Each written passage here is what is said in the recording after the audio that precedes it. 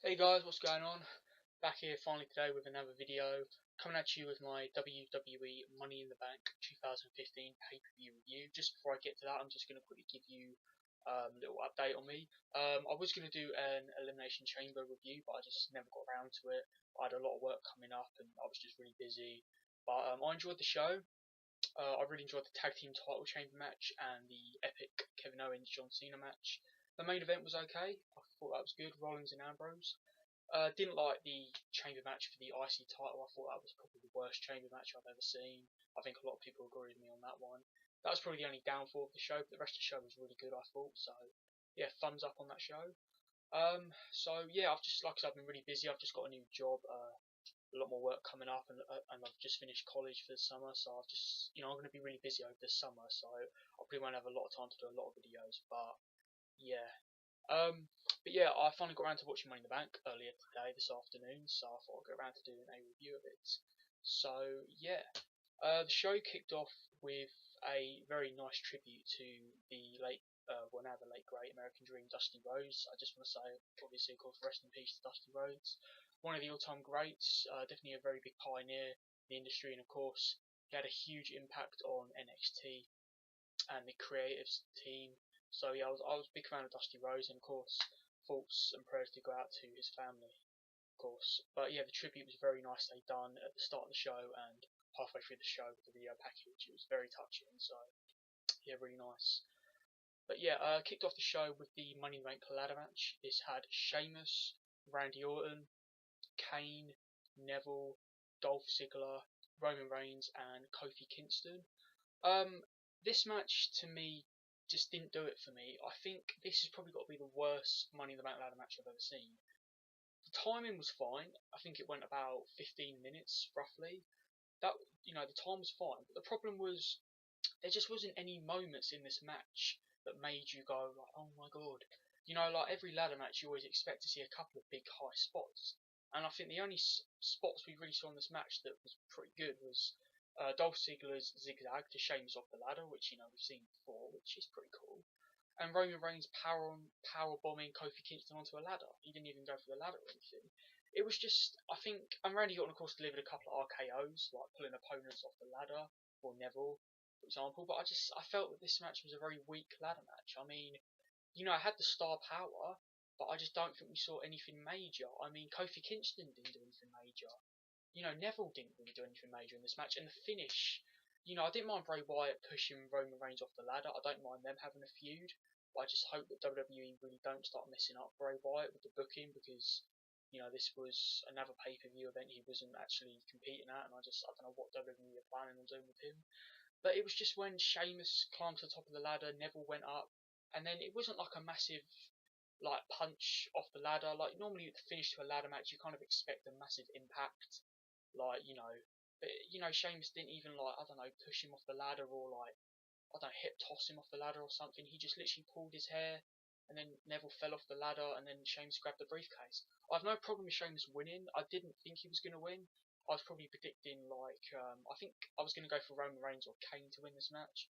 So I have no problem with Sheamus winning because I feel maybe he can start getting booked in a good way now because I quite like Sheamus being a heel at the moment. But this Money Back ladder match in my eyes just wasn't a great ladder match. The match itself was good, but for a ladder match, it wasn't that good. So it was what it was, and the finish really wasn't very good. So I'm going to be generous and give it 3 stars. It was okay, but definitely in my eyes the worst Money Back ladder match today. Then we had the Divas Championship on the line. We had Nikki Bella versus Paige. This was a good Divas match. It got a good bit of time, which I liked. Definitely Nikki Bella showcased because, I feel the Bellas get a bit too much criticism. I'm not their biggest fan, but I am a fan of them. I feel they've improved a lot over the past, well, probably over the past couple of years when they returned in 2013. I do think Nikki especially has improved a lot. And, Paige and her had a very good back and forth contest. And like I said, it was given a bit of time. And then they done a bit of twin magic, and Paige was able to pin Brie Bella, which to get payback from 2 weeks before on Raw when Brie Bella pinned Paige with a roll up and cost Paige the victory. And then the ref, when the ref found out, instead of like disqualifying them, Nikki Bella hit the rack attack and then won. See, that should have been a disqualification. Like, even the commentators were saying it was just bad booking. It wasn't a good finish, and I think that kind of hurt the match a little bit. But I'll be generous. I'm going to give it probably two stars and 3/4 because it was a very solid women's match. And I'm fond of the Bellas winning, well, Nikki Bella winning, but I was rooting for Paige in this, and I really hope Paige does win the championship sometime soon. So yeah. Then we had the Intercontinental Championship match, Ryback versus the Big Show. The start of the match, I was quite enjoying it. I thought it was okay. A couple of high spots from both guys. I thought it was going to be a quickish match.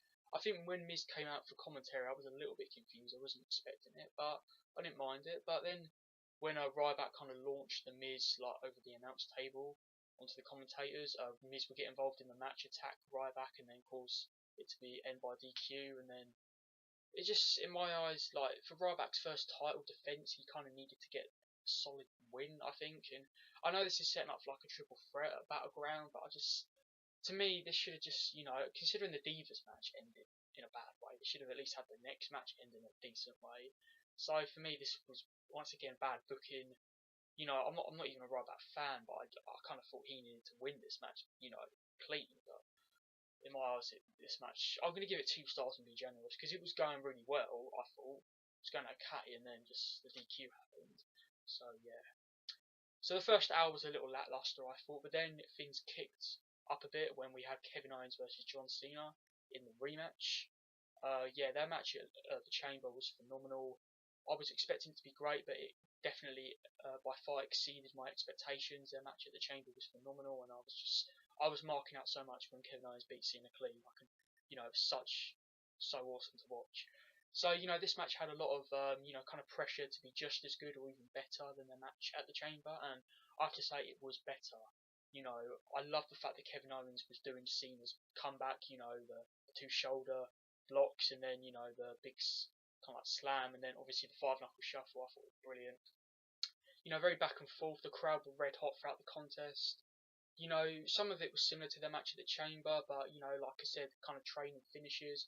Cena, doing like a sunset flip at one point, kind of like into a powerbomb pinfall, kind of like similar to what Rey Mysterio used to do. I thought that was really good. Kevin Owens kind of hit like a massive superplex off the turnbuckle, kind of countering John Cena. It was just great back and forth action.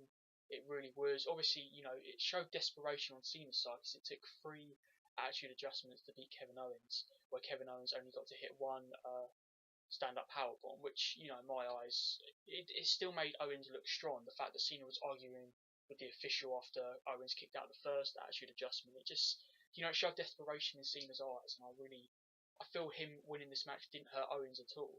And after the match, of course, Cena went to shake Owens' hand, and he did, and then he raised Owens' hand up in the air, but then Owens attacked Cena, hit the powerbomb onto like the side of the ring, kind of similar to pretty much what Owens has done to Sami Zayn a couple of times.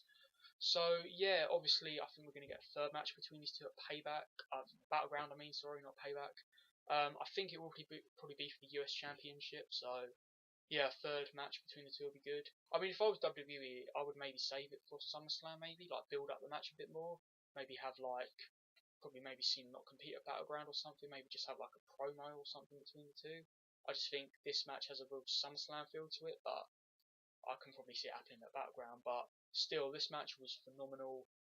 For me, this is the best match of the year so far. I thought their match at Chamber was the best match of the year so far, but this match has topped it. I'm going to go on a limb and give it 4 stars and 3/4.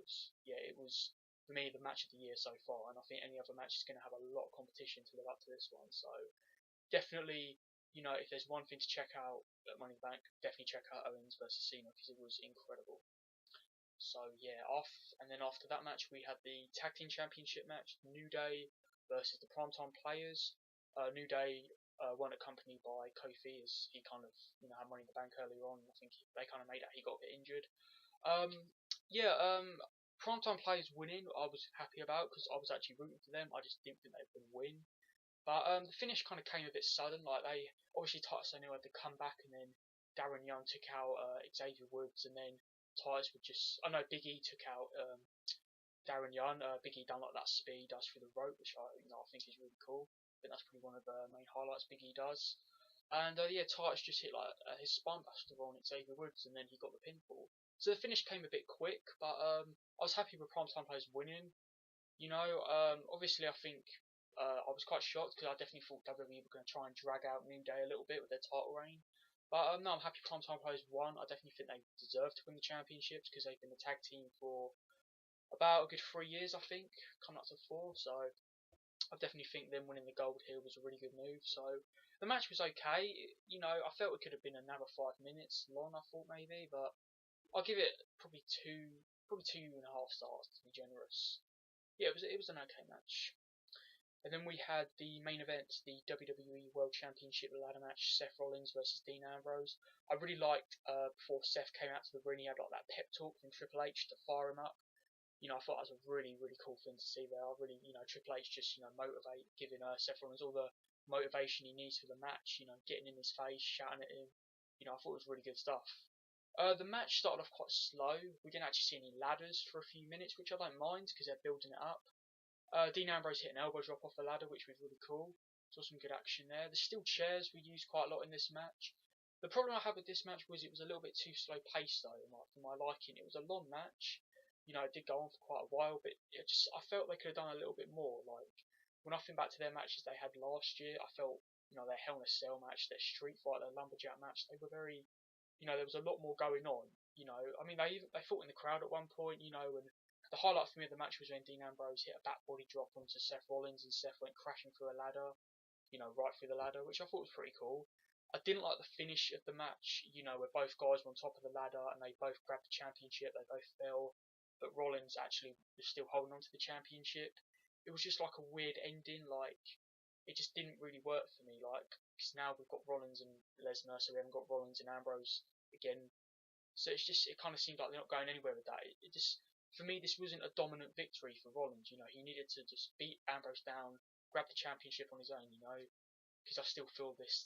I don't know. It just didn't work for me. The finish, and it was a little bit confusing. I don't know whether it was a mistake or not. But then again, I don't think it was. I do think that was the plan. So to me, just the finish hurt the match, and I do feel the match was a little bit too slow paced. It was good, but they have had better matches, I think. So I'm going to give it 3 stars and 3/4 because it was a nice long match. They've done quite a good bit of action. We saw some cool spots with the ladders, but I just felt they could have done a little bit more, in my eyes. So yeah. Overall, Money in the Bank. Definitely result-wise was a little shocking. I wasn't expecting Sheamus to win the briefcase. I don't mind it. I didn't really mind he won the Money in the Bank this year. Like I said, I was predicting Reigns or Kane to win. So I could see, obviously, Reigns was the favourite, I thought, and then obviously I could see Kane winning. Because obviously, Kane and Rollins, their little rivalry's been building up for about the past few months. I was, in my eyes, kind of rooting for Kofi, because I feel Kofi is like one of the most underrated stars WWE has. But Sheamus winning, I was happy with. I don't mind it. I think the majority of the fans aren't too happy though. I think a lot of people definitely didn't really want Sheamus to win. I think he was probably the least favourite to win the match, along with Kane. But like I said, I didn't really mind it, but I didn't like the match very much. I felt for a Money in the Bank ladder match, it was very weak. Like there just wasn't any major spots. And Ambrose and Rollins, they've done a couple of big spots, but we didn't see any massive ladder match spots at this pay-per-view. And you kind of come to expect that at least at each Money in the Bank. You kind of get at least one memorable big moment, and I just don't really feel we got that. But Kevin Owens and John Cena, they stole the show. They've had the best match of the year so far. So definitely, if the whole show, is up and down, but definitely check out Kevin Owens versus John Cena at least. So yeah, overall, I'm gonna give the show a 7, probably a 7.50 out of 10 because Owens and Cena was near enough a 5-star match. So it was an incredible match. So yeah, and yeah, thank you guys for watching.